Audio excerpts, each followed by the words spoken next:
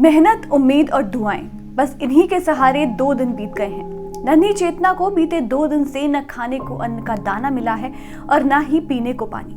वो जिंदा है तो बस इसी उम्मीद पर कि उसे बचाने की कोशिश में लगे अंकल उसे सुरक्षित बाहर निकालेंगे और उसके मम्मी पापा से मिलवा देंगे।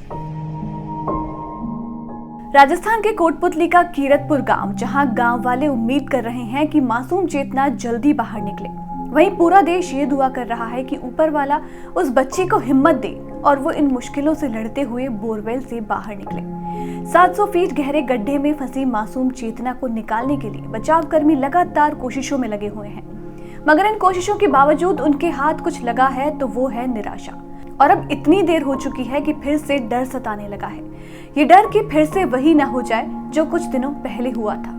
दरअसल कुछ दिनों पहले राजस्थान के दौसा में एक ऐसी ही घटना घटी थी, जहां एक आर्यन नाम का बच्चा बोरवेल में गिर गया था, जिसे बचाने के लिए बड़े स्तर पर रेस्क्यू ऑपरेशन चला था, मगर अफसोस उसे बचाया नहीं जा सका था। दौसा का ये मासूम करीब 50 घंटे तक बोरवेल में फंसा रहा।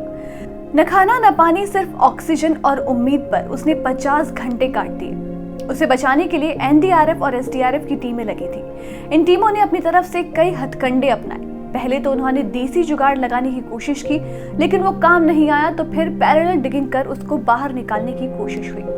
मगर जब तक इस गड्ढे के जरिए आर्यन तक पहुंचा जाता, तब तक बहुत देर हो चुकी थी और आर्यन दम तोड़ चुका था।